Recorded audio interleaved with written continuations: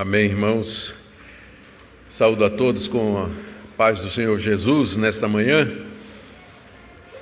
Também aqueles que nos acompanham pela internet, a nossa saudação. Nós vamos dar prosseguimento ao nosso culto nesta manhã. Hoje uma série de mensagens no livro do profeta Amós. E eu queria convidá-los a abrir a palavra de Deus no livro de Amós. Para aqueles que têm alguma dificuldade ou nunca ouviram falar, fica no Antigo Testamento,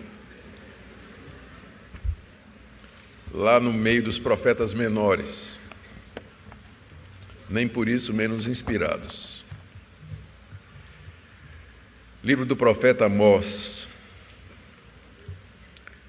Nós vamos ler apenas os 2 primeiros versículos, uma vez que essa primeira mensagem é uma mensagem introdutória. Amós capítulo 1, do verso 1 ao verso 2. Palavras que em visão vieram a Amós, que era entre os pastores de Tecoa, a respeito de Israel, nos dias de Uzias, rei de Judá, e nos dias de Jeroboão, filho de Joás, rei de Israel, 2 anos antes do terremoto. Ele disse: O Senhor rugirá de Sião, e de Jerusalém fará ouvir a sua voz. Os prados dos pastores estarão de luto, e secar-se-á o cimo do Carmelo.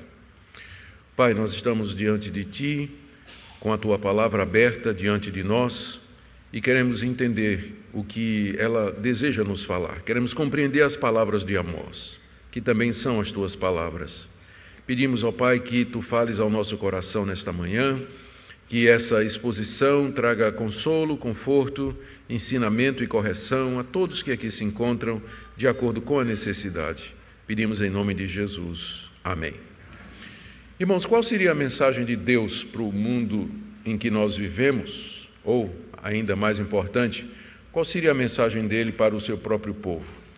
Nós vivemos hoje vivemos num mundo em crise. É bem verdade que nunca houve uma época, depois da queda de Adão lá no paraíso, em que a humanidade tenha vivido sem algum tipo de crise. Mas o nosso mundo, de maneira especial, tem conhecido crises que ultrapassam em termos de intensidade e abrangência as que nos antecederam. Crises internacionais trazem insegurança a todos. O que acontece num país na América do Sul, como a Venezuela, por exemplo, traz implicações até para as relações entre Estados Unidos e Rússia, estremecendo, inclusive, o bom relacionamento entre elas. A crise econômica que se agrava em países da África, por exemplo, por conta da situação sistêmica e da globalização, acaba atingindo países mais desenvolvidos e chega também ao nosso país. A decadência moral avança cada vez mais em todas as sociedades, especialmente as do mundo ocidental. Recentemente, na cidade de Nova York, foi aprovado o aborto para qualquer época da gestação. Em muitas partes do mundo, os cristãos estão sendo perseguidos, presos, em alguns casos martirizados, sem que haja reação das autoridades mundiais e responsabilização dos culpados por esse massacre religioso. Para não falar da grande crise que existe na cristandade hoje. Começamos com a decadência do cristianismo na Europa e no Canadá, a rápida secularização que está acontecendo nos Estados Unidos e a predominância no sul global, que são aqueles países abaixo do Equador, leia-se América Latina, América do Sul, a China, a África, a Coreia. Nesses países, embora o evangelho esteja crescendo, predominam linhas teológicas e práticas estranhas ao evangelho. E no Brasil, a igreja, apesar de estar crescendo, parece irrelevante diante dos grandes desafios que a nossa nação nos impõe como cidadãos. Desafios na área da moralidade, na área da retidão nos negócios, na condução do país com lisura e honestidade, da pobreza e da opressão. Qual seria a mensagem que Deus tem para nós, então, para o nosso mundo, para a nossa igreja? Eu creio que aquilo que Deus falou através do profeta Amós ao mundo de sua época é tão atual e relevante hoje quanto foi em seus dias. E é por esse motivo que nós, então, queremos trazer a mensagem de Amós à nossa igreja, e ao mundo. Iniciando assim hoje uma série de mensagens nesse livro. E vamos começar nos perguntando o que é o livro de Amós, o que é que esse livro diz a seu respeito. No verso 1, nós encontramos a abertura do livro dizendo: palavras que em visão vieram a Amós. Esse é o cabeçalho do livro. O livro é a coleção das palavras de Amós, ou seja, a coleção das pregações que esse profeta fez em Israel, o Reino do Norte, especialmente nas cidades de Samaria e Betel, como nós veremos. Não sabemos se estas pregações de Amós, que são as suas palavras, foram colecionadas e escritas por ele ou por algum editor depois. Mas realmente não importa, porque de uma forma ou de outra, estas são as palavras que o profeta Amós proferiu durante o tempo do seu ministério.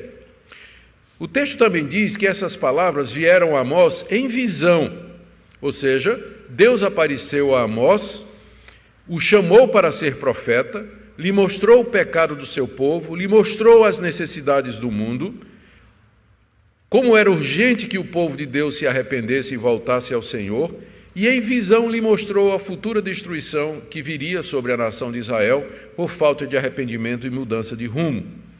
E aqui a gente tem um exemplo excelente do que nós chamamos da doutrina da inspiração das Escrituras. Esse livro é, ao mesmo tempo, as palavras de Amós e, ao mesmo tempo, as palavras de Deus, porque as palavras que Amós proferiu foram dadas a ele em visão. E aqui você tem a combinação destas duas coisas: a preservação da personalidade de Amós, do vocabulário de Amós, do seu estilo de falar. Isso aí não é alterado quando Deus inspira o autor bíblico, mas ao mesmo tempo estas palavras foram palavras que foram dadas a ele através de visões. Portanto, esse livro é ao mesmo tempo as palavras de Amós e também a palavra de Deus. E é daqui que vem a sua autoridade. O segundo ponto que eu queria trazer nessa mensagem introdutória é: quem é esse Amós então? Nós sabemos apenas 3 coisas sobre ele. Primeiro, diz aí o verso 1, que ele era entre os pastores de Tecoa. Ele era entre os pastores de Tecoa. Tecoa era uma vila que fica, ainda hoje ela existe essa vila com outro nome, Tecoa. Mas era uma vila que ficava ao sul de Jerusalém, cerca de 15 quilômetros, e que era muito propícia à atividade pastoril. Jerônimo, um pai da igreja, escrevendo no século IV, ele morava em Belém, ele conhecia toda aquela região, ele faz uma referência a Tecoa como sendo muito propícia para a criação de ovelhas. E então, pelo que está dito aqui no verso 1, era ali que Amós morava e a sua profissão era pastor de ovelhas. Só que a palavra para pastor, que aparece aqui no hebraico, é uma palavra que indica mais do que alguém que cuida do rebanho, mas alguém que possui um rebanho. Então, Amós, ele era proprietário de ovelhas, ao mesmo tempo em que cuidava delas. Lá no capítulo 7, se você avançar comigo aí, dá um forward aí, né? Avança até o minuto 7. Do vídeo do livro de Amós, e a gente, aqui quando Amós é confrontado pelo sacerdote Amazias, que manda que ele vá embora pregar em outro lugar, ele diz no verso 14, respondeu Amós e disse a Amazias: eu não sou profeta, nem discípulo de profeta, mas boieiro e colhedor de sicômoros, mas o Senhor me tirou de após o gado, e o Senhor me disse: vai e profetiza ao meu povo de Israel. Essa palavra que ele disse, eu era boieiro e Deus me tirou de detrás do gado, indica então, ou bate com o que ele disse no início, que ele estava entre os pastores de Tecoa. Eu sei que quando a gente fala em gado no Nordeste, a gente vê vaca na frente da gente e boi. Só que a palavra gado em hebraico significa simplesmente, pode significar as duas coisas. Pode significar vaca, bovino, né? Ou pode se referir a ovelhas e cabras. A nossa tradução optou por gado no sentido de boi, tanto é que disse que ele era boieiro. mas a palavra boieiro também não quer dizer alguém que cuidava, não é vaqueiro necessariamente, mas alguém que cuidava inclusive de gado miúdo.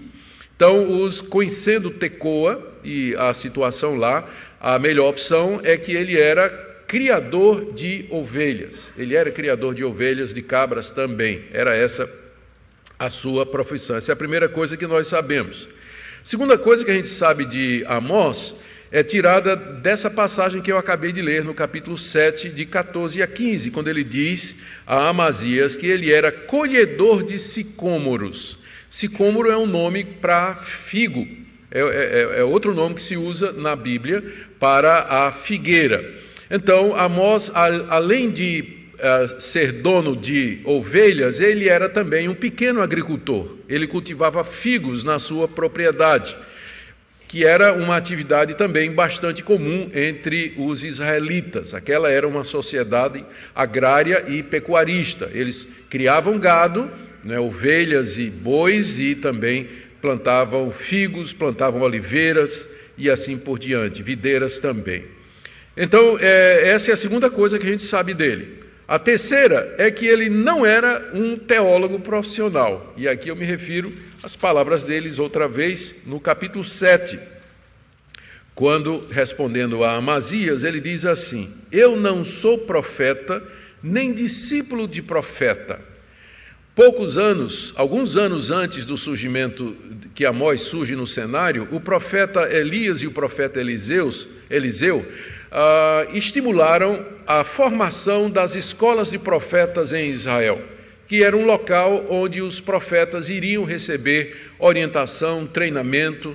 Era um tempo equivaleria aos modernos seminários hoje. Então, eles começaram em Israel na época de Elias e Eliseu.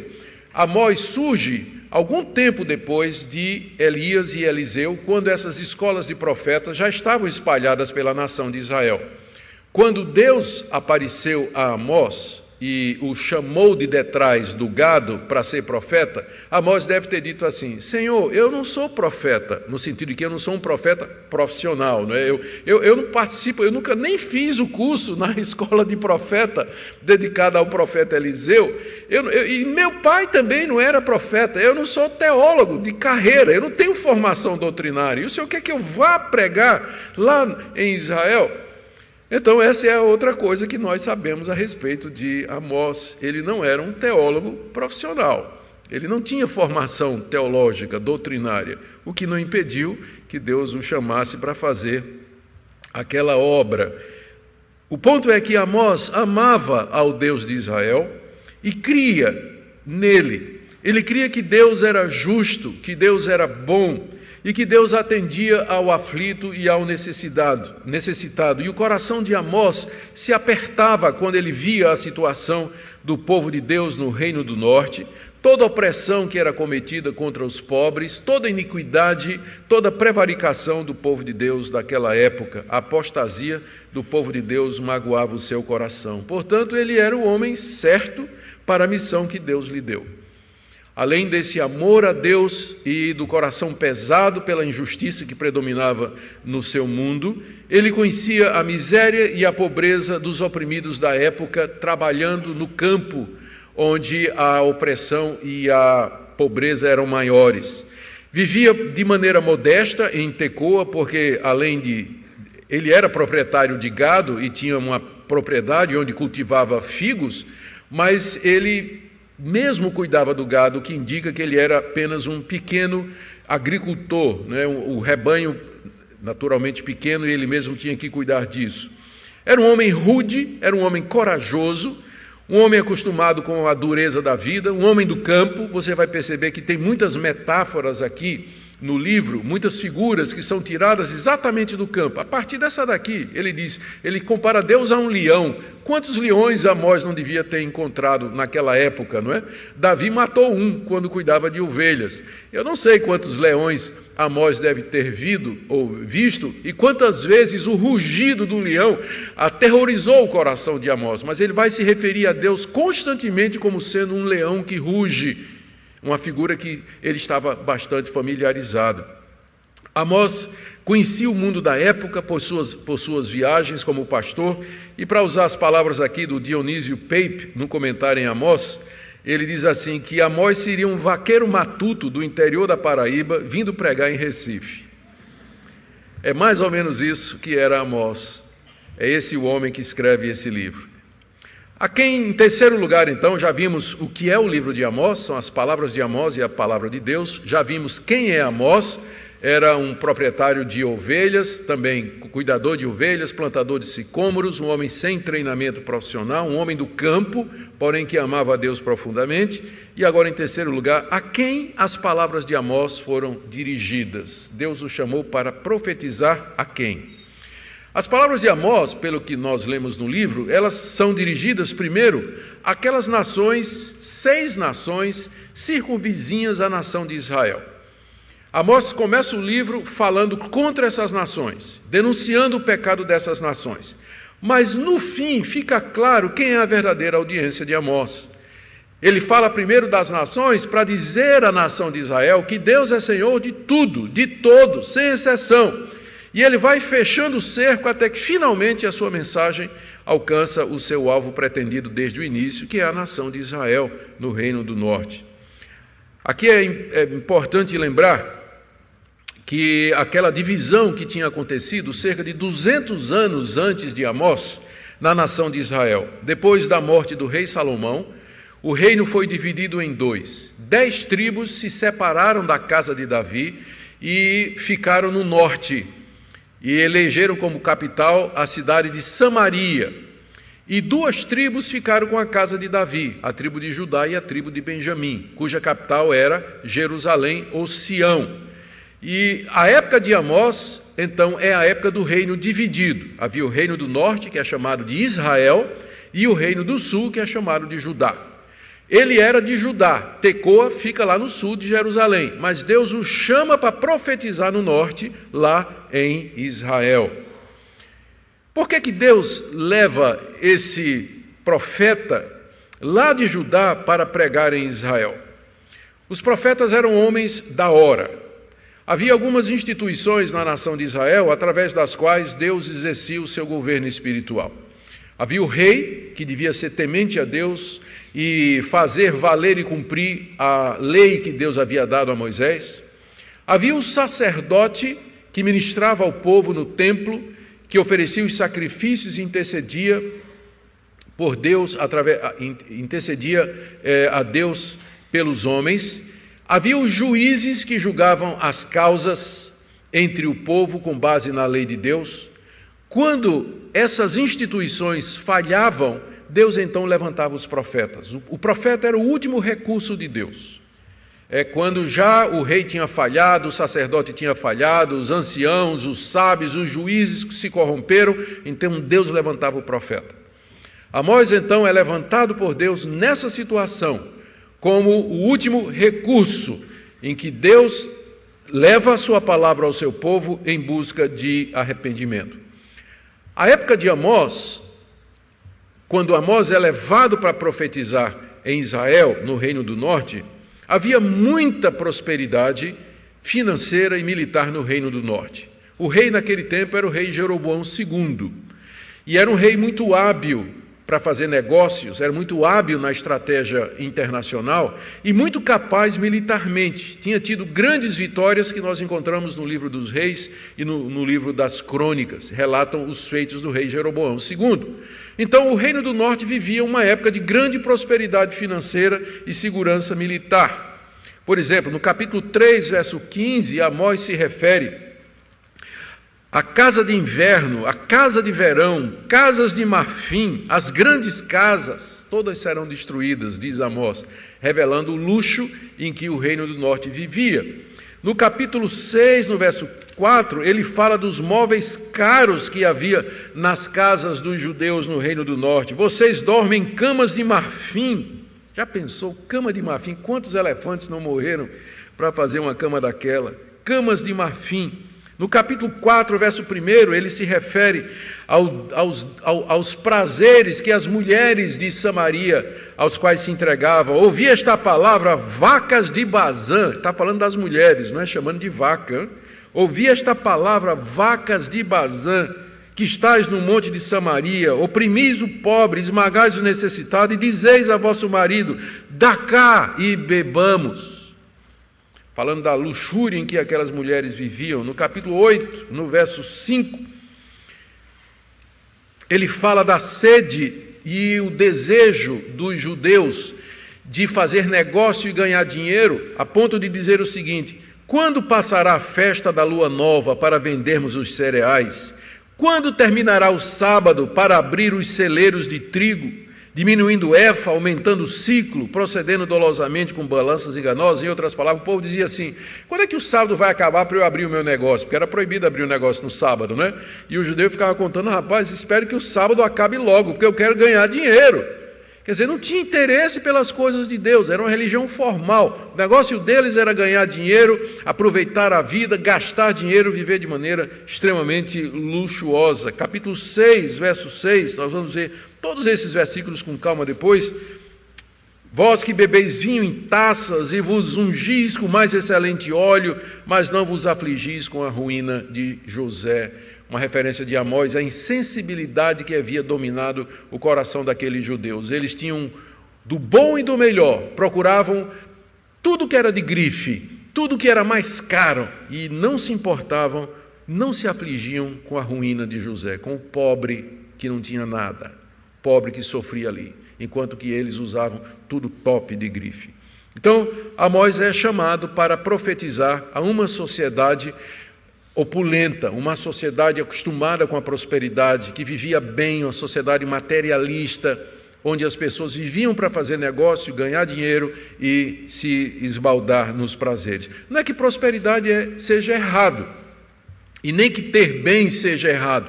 Deus abençoa e concede bens materiais ao seu povo. O problema é que isso tinha trazido indiferença dessas pessoas para com os necessitados, e boa parte dessa riqueza tinha sido adquirida através da opressão e da injustiça para com a classe trabalhadora e com os mais pobres. Amós menciona a exploração dos pobres no capítulo 2, de 6 a 7, quando ele diz assim: por 3 transgressões de Israel e por 4 não sustarei o castigo, porque os juízes vendem o justo por dinheiro, condenam o necessitado por causa de um par de sandálias, suspiram pelo pó da terra sobre a cabeça dos pobres, pervertem o caminho dos mansos e assim por diante. Ou seja, aquele dinheiro era obtido, aquela riqueza era obtida através da perversão do juízo, do suborno que era feito aos juízes, aos magistrados e assim por diante. Corria muito dinheiro em tudo isso. Ele fala da falência moral do governo, capítulo 6, de 1 a 4, se dirigindo aos reis: ai de vós que andais à vontade em Sião, que vivem sem receio no monte de Samaria, homens notáveis da principal das nações, aos quais vem a casa de Israel. Ai de vós, homens notáveis. Ele fala também da imoralidade generalizada, capítulo 2, verso 7, quando ele diz que um homem e seu pai coabitam com a mesma jovem e assim profanam o meu santo nome. E no geral, capítulo 5, verso 12, quando ele diz assim: sei serem muitas as vossas transgressões e graves os vossos pecados, afligis o justo, tomais suborno e rejeitais os necessitados à porta. Qual era a causa para essa apostasia, para essa decadência moral tão grande do povo do Reino do Norte? Como é que chegou a isso? A resposta é que eles haviam se afastado de Deus. Haviam se afastado do culto a Deus. Havia 3 centros religiosos no norte, a nação de Israel, o povo do norte. Tinha 3 centros religiosos. No sul só tinha um, que era Jerusalém, mas no norte havia 3, que eram Beceba, Gilgal e Betel.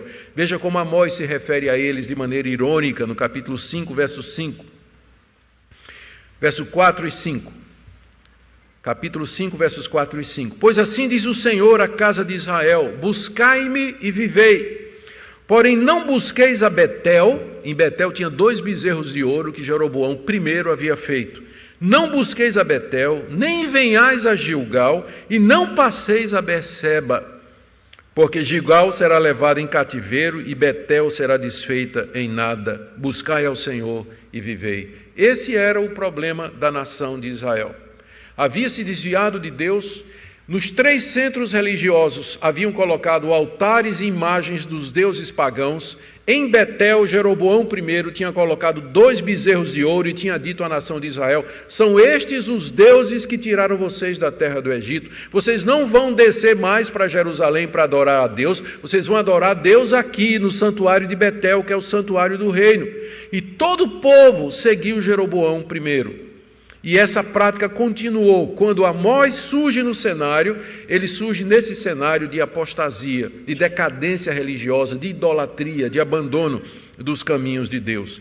E eram muito concorridos estes centros religiosos. No capítulo 5, de 21 a 23, Deus diz assim: eu aborreço, desprezo as vossas festas, e com as vossas assembleias solenes não tenho nenhum prazer, e ainda que me ofereçais holocausto e as vossas ofertas de manjares, não me agradarei deles, nem atentarei para as ofertas pacíficas de vossos animais. Afasta de mim o barulho dos teus cânticos, não ouvirei as melodias das tuas liras, antes corra o juízo como as águas e a justiça como o ribeiro perene. Ele está se referindo aos cultos que havia nesses 3 centros religiosos, onde os judeus adoravam a Deus num sincretismo juntamente com os deuses pagãos, e Deus está dizendo: não adianta fazer isso, porque eu não vou aceitar. Nós veremos isso com bem mais profundidade mais adiante. Em outras palavras, Amós, ele não era um missionário falando a povos pagãos, mas ele era um profeta levantado por Deus para falar ao seu próprio povo. Amós levanta a película que cobria a verdade sobre a sociedade judaica do norte. Ele varre, ele tira o verniz que estava por cima daquela sociedade aparentemente respeitável e mostra o podre, mostra a corrupção, mostra o pecado que estava comendo o coração do povo de Deus lá em Israel. Ele é enviado então para denunciar o pecado do povo de Deus, chamar a nação ao arrependimento e anunciar que o juízo estava próximo se eles não se arrependessem. Lembremos que quando Amós profetiza, ele profetiza ao mesmo tempo do profeta Isaías, ele é contemporâneo de Isaías, ele vem depois de Joel e foi sucedido pelo profeta Oséias. Ele viveu exatamente naquela época de grande apostasia do povo de Deus. É interessante que, e essa é uma consideração que nós não podemos deixar de fazer, mesmo que o reino do norte tenha se separado da casa de Davi, tenha instituído templos e altares em 3 lugares, Betel, Gilgal e Berseba, ainda assim Deus os considerava como seu povo. Ainda assim, Deus os considera como debaixo da aliança. Por isso que ele manda o profeta. Porque diz: vocês são meu povo. Apesar do que vocês estão fazendo, vocês têm uma aliança comigo. E eu não vou deixar vocês pecarem em paz. E o profeta é mandado como o rugir de um leão e o ribombar de um trovão para atormentar a consciência daquelas pessoas. E, por fim, quando Amós disse essas palavras, aliás, eu disse por fim, mas não, é quase por fim, tem mais uma. Quando é que Amós disse essas palavras? Eu tenho que correr porque o nosso tempo está breve. Nós temos 3 referências aqui. No verso 1 está dito que ele profetizou nos dias de Uzias. Uzias foi um rei piedoso do reino do sul, de Judá, que reinou entre o ano 780 e o ano 740 a.C., portanto no século VI. Ele era um rei que promoveu reformas, era um homem de Deus, contudo, no fim da vida, ele entrou no templo para oferecer sacrifícios como se fosse um sacerdote, e Deus o castigou com lepra saindo da testa. E porque ele ficou leproso, até o fim da sua vida, ele não pôde mais entrar no templo. Mas, no geral, o ministério, o reinado de Uzias foi de vitalidade espiritual. Essa é a primeira referência para a gente localizar Amós. O rei no tempo dele era Uzias, o rei dele em Judá. Também diz o texto que foi nos dias de Jeroboão, aqui é o Jeroboão II, que reinou entre 790 e 750 a.C. Então, quando você vê o tempo desses reis, você percebe que eles se sobrepõem num período de 25 a 30 anos, que foi o período, então, em que Amós profetizou. Mas tem uma terceira referência que diz que Amós profetizou 2 anos antes do terremoto. Esse terremoto marcou a nação. Ele é mencionado lá no livro do profeta Zacarias, capítulo 14, verso 5. Esse terremoto aconteceu no tempo do rei Uzias. Flávio Joséfo, o historiador da história de Israel, da vida dos judeus, ele, quando trata disso aqui, ele diz que esse terremoto aconteceu quando Uzias entrou para profanar o templo e oferecer sacrifícios, coisa que ele não podia, que era só do sacerdote. Ele diz então que a terra tremeu, o templo se fendeu, as rochas caíram, como a ira de Deus sobre Uzias por conta daquilo que ele estava fazendo. A gente tem isso só como uma referência. Flávio Joséfo não é inspirado e ele é conhecido por dar umas pisadas na bola de vez em quando ele aumenta algumas histórias e edita algumas coisas, mas isso tudo pelo menos corrobora para o fato de que houve de fato um terremoto muito grande na época em que Amós ministrava durante o período. Aliás, depois que Amós ministrou no período do rei Uzias. Então, essa expressão, que essas são as palavras de Amós 2 anos antes do terremoto, significa que o tempo de profecia de Amós foi curto. Ele não teve um ministério longo, mas foi um ministério breve, em que ele foi lá ao norte pregar a palavra de Deus. Ele profetiza aí entre os anos 780 e 760, mais ou menos. E, finalmente, quais são essas palavras de Amós? Eu vou resumir bem rapidinho. Amós nos diz no livro que Deus é o Deus de todo mundo. Ele faz isso profetizando contra e denunciando 6 nações vizinhas da nação de Israel. O que é que Deus denuncia através de Amós? Vejam aí no capítulo 1, de 3 a 5, ele fala de Damasco, que era a capital da Síria, e denuncia pela crueldade na guerra. Ele fala contra os filisteus, cuja capital era Gaza, pelo tráfico de escravos. Amós denuncia Tiro porque viola acordos internacionais. Amós fala contra Edom por conta da sua vingança violenta e sem perdão numa guerra que ele promoveu. Ele fala contra Amon por conta da crueldade na guerra e fala contra Moabe por causa da falta de humanidade. Todas as questões internacionais que nós experimentamos hoje, a crise internacional, havia na época de Amós. E Amós surge no cenário dizendo: Deus está vendo isso e Deus haverá de castigar as nações por conta disso. Então, a mensagem dele era primeiramente para estas nações. Note que ele não vai mencionar nenhum dos deuses dessas nações, porque para Amós, Deus é o único Deus que governa sobre todas elas. Segunda mensagem é que Deus, como leão que ruge, ele vai executar juízo contra as nações e contra o seu próprio povo. Verso 2 do capítulo 1. O Senhor rugirá de Sião e de Jerusalém fará ouvir a sua voz. Os prados dos pastores estarão de luto e secar-se-á o cimo do Carmelo. O Senhor rugirá de Sião. Deus aqui é comparado a um leão que ruge. O leão ruge para paralisar a vítima e nada escapa ao seu ataque. Como eu disse, Amós já deve ter presenciado aquilo muitas vezes enquanto cuidava das ovelhas. Ele sabia do efeito do rugido do leão. Deus é um leão que ruge, está pronto a saltar sobre a sua vítima, que é as nações, que são as nações e o seu próprio povo. Amós diz que Deus vai fazer ouvir a sua voz. A tradução poderia refletir o que é que isso significa. Essa expressão, fazer ouvir a voz, é frequentemente usada na Bíblia para o som do trovão. Poderia ser traduzido: Deus trovejará de Sião. Ou seja, ele não somente vai rugir como um leão, mas a voz dele será como a voz de um estrondo, de um trovão, anunciando a sua ira sobre aquele povo. Só que a gente sabe que o trovão anuncia chuva, só que no caso aqui o trovão anuncia uma seca. Olha o que ele diz: Deus trovejará de Jerusalém e os prados dos pastores, o campo dos pastores, ficarão de luto e secar-se-á o alto do Monte Carmelo.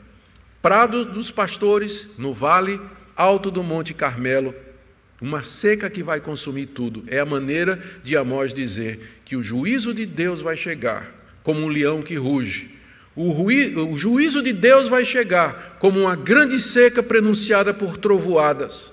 E ela vai alcançar a todos, ninguém escapará, do Vale dos Pastores até o alto do Monte Carmelo, que era um dos montes mais altos da região da Palestina. Nada vai escapar ao rugido do leão e ao trovejar de Deus. Terceira parte da mensagem de Amós é que Deus, através dele, chama o seu povo ao arrependimento. Você percebe que Deus é paciente, porque ele ruge de Sião, é de Sião que você tem o altar, onde os sacrifícios são oferecidos e onde Deus perdoa. Ele diz, quando se dirige às nações, por 3 ou 4 transgressões dessa nação eu não sustarei o castigo. Você encontra isso logo aí no verso 3, 3 transgressões de Damasco e por 4 não sustarei o castigo. Quer dizer, na primeira Deus não castigou, na segunda Deus não castigou, na terceira Deus não castigou, mas na quarta Deus disse, agora eu venho. A paciência de Deus é uma mensagem de expectativa, de que o povo se arrependa porque Deus é paciente. Fora o fato de que Deus já tinha mandado Isaías e agora ele manda Amós e ainda vai mandar Oséias para trazer o povo ao arrependimento. Essa é a mensagem que ele nos traz aqui. E eu quero já partir, queridos, para o final. O que é que nós podemos aprender? Como tudo isso é parecido com os nossos dias. É verdade que o Brasil não é uma teocracia, né, mas Deus é o mesmo. O nosso Deus é exatamente o mesmo Deus. E nós vemos aqui que a corrupção dos governantes atingiu proporções inacreditáveis. Permanece a exploração dos trabalhadores. A nossa sociedade é uma sociedade consumista, em que as pessoas procuram viver do bom e do melhor e são insensíveis para com os necessitados. Líderes gananciosos e mercenários usam a causa dos pobres para se enriquecer. Somos o país do carnaval, da sensualidade, do jeitinho. A religião que predomina no Brasil é o catolicismo romano, que promove a idolatria no meio da população. A igreja evangélica brasileira, enquanto cresce no Brasil, adotou a teologia da prosperidade, que não é muito diferente dos cultos da prosperidade que eram feitos lá em Betel, Gilgal e Beceba. Embora tenhamos evangélicos nos escalões mais altos da República, muitos deles têm a reputação manchada pela corrupção e pelo suborno. E as igrejas históricas reformadas, elas parecem acomodadas e indiferentes à situação que nós percebemos no nosso país. Poucas estão crescendo e fazendo diferença. Muito formalismo, voltadas para si mesmo. Essa é uma lição que nós tiramos aqui. A segunda é que Deus vai usar quem Ele quiser para falar a essa situação. Ele tinha levantado Isaías, que era um homem culto, que vivia no templo, frequentava o palácio dos reis, tinha acesso ao rei Uzias. Mas também ele levanta um pastor de ovelhas e um pequeno agricultor de figos para trovejar e fazer rugir a sua voz. O que traz autoridade ao ministério, ouçam-me, pastores e seminaristas, o que traz autoridade ao ministério não é o fato da gente ter cursado um bom curso de teologia, mas é exatamente o chamado de Deus, como Amós.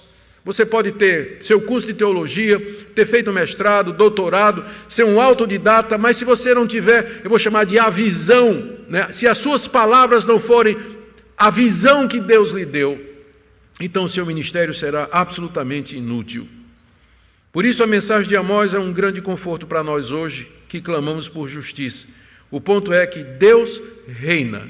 O Deus de Amós é um leão que ruge, e ele vai fazer justiça e juízo. Ele está vendo o que está acontecendo entre as nações, ele sabe o que é que está acontecendo no seu povo, e ele vem até nós nos chamando ao arrependimento e demandando conversão e mudança de vida. Talvez você, aqui entre nós nessa manhã, haja pessoas que estão pensando em se preparar para o ministério da palavra. Talvez haja seminaristas e pastores entre nós. Queridos, estudar é importante e necessário, mas não substitui a autoridade que vem da comunhão com Deus e da verdadeira vocação. Não negligencie a comunhão com Deus por conta dos seus estudos. A coisa mais importante no seminário e na sua vida como pastor é ter certeza que as suas palavras são a palavra de Deus e que algum dia possa se dizer a seu respeito, palavras de fulano que Deus lhe deu. Que o seu ministério seja trazer as palavras de Deus e não a sua própria. Talvez aqui nessa manhã há pessoas a quem Deus concedeu uma vida financeiramente estável e até próspera. A pergunta é: terá isso insensibilizado o seu coração para com a necessidade dos outros? Será que viver de maneira tranquila, folgada financeiramente, embotou o seu sentimento de compaixão e misericórdia para com aqueles que sofrem e que padecem necessidade? Você tem sido generoso como Deus tem sido generoso com você. E para todos nós, ainda há tempo, irmãos, para mudança de vida, para arrependimento. Lembremos que o leão que ruge é o leão de Judá e que é também o Cordeiro de Deus, em quem nós encontramos perdão, encontramos renovação e condições de recomeçar a nossa vida. Que Ele nos dê graça e que a sua voz esteja gravada em nossos corações para mudança e arrependimento.